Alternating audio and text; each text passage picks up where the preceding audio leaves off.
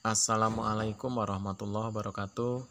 Bertemu kembali di channel Hermawan Haryati, channel yang berbagi seputar dunia pendidikan dan pariwisata. Sehubungan saat ini telah dilakukan pendataan pegawai non-ASN di seluruh kabupaten kota di wilayah Indonesia. Lalu apa tujuan dari pendataan tersebut? Silahkan disimak video ini dari awal sampai akhir agar tidak gagal paham. Langsung saja kita mulai. Surat ini ditujukan kepada Kepala Kantor Kementerian Agama Kabupaten Kota se-Provinsi Aceh. Ini memang ditujukan untuk Provinsi Aceh, tetapi ini berlaku untuk semua kantor Kementerian Agama di seluruh Indonesia, karena kurang lebih isinya sama. Dengan hormat, sehubungan dengan adanya distorsi informasi di kalangan pegawai non-ASN di lingkungan kantor wilayah Kementerian Agama Provinsi Aceh, terkait dengan persoalan pendataan pegawai non-ASN dan proses rekrutmen pegawai pemerintah dengan perjanjian kerja formasi tahun 2022, maka dapat dijelaskan sebagai berikut. 1. Pendataan pegawai non-ASN saat ini tidak berkaitan dengan proses rekrutmen pegawai pemerintah dengan perjanjian kerja maupun rekrutmen CPNS. Jadi sama sekali tidak berkaitan. 2.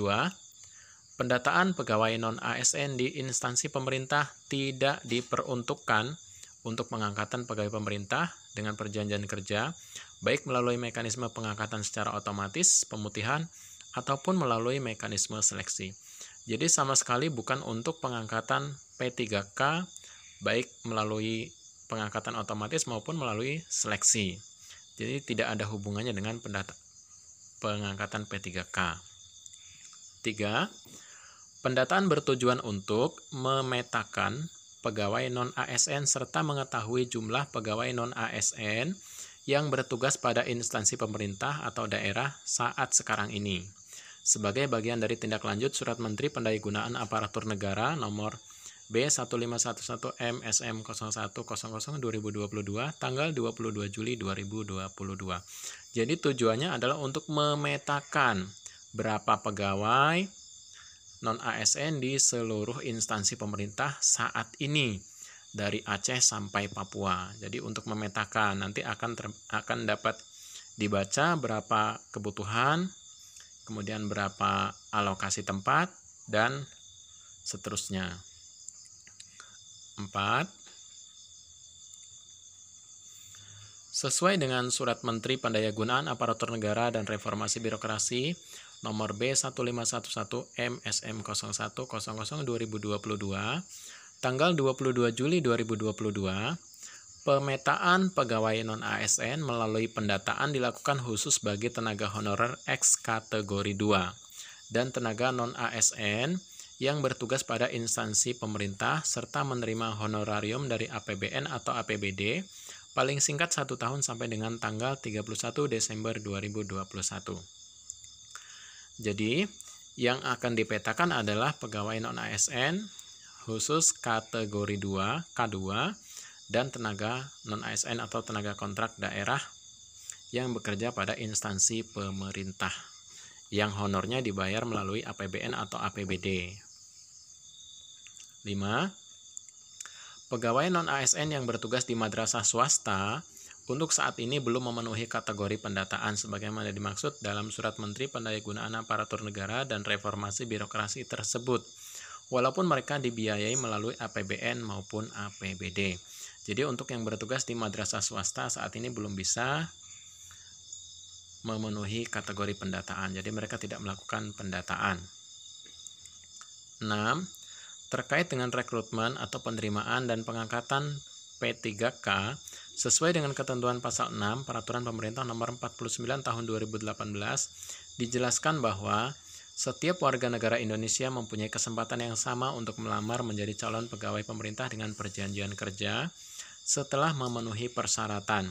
Sehingga dengan kata lain, tenaga honorer atau pramubakti yang berada pada instansi pemerintah maupun tenaga honorer yang bertugas di swasta ataupun warga negara Indonesia lainnya dapat mengikuti seleksi P3K apabila memenuhi syarat dan ketentuan yang ditetapkan.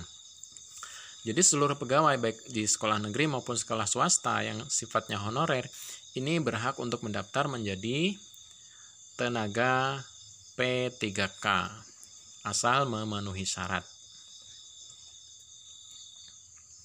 7. Pada saat ini masih didapatkan penyebutan istilah P3K bagi pegawai honorer atau pramubakti yang mengakibatkan terjadinya destruksi istilah, sehingga bisa menyebabkan distorsi informasi. Maka dalam hal ini perlu kami jelaskan bahwa P3K bukanlah istilah lain dari tenaga honorer atau pramubakti. Bukan juga peralihan otomatis dari honorer menjadi P3K. Kedua istilah tersebut memiliki pengertian dan penafsiran yang berbeda antara satu dengan lainnya. Sehingga dengan kata lain, pendataan yang dilakukan saat ini bukanlah pendataan P3K, namun pendataan pegawai non-ASN. Jadi di sini terdapat perbedaan penyebutan ya, karena pendataan di sini bukan pendataan P3K tetapi pendataan pegawai non-ASN.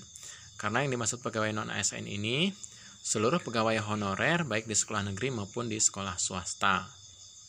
8. Bagi pegawai non-ASN yang telah diinput melalui aplikasi pendataan, dapat melakukan pembukaan akun dan registrasi secara mandiri dari tanggal 11 sampai dengan 30 September 2022. Jadi ada waktu kurang lebih 20 hari untuk menyelesaikan pembukaan akun dan registrasi.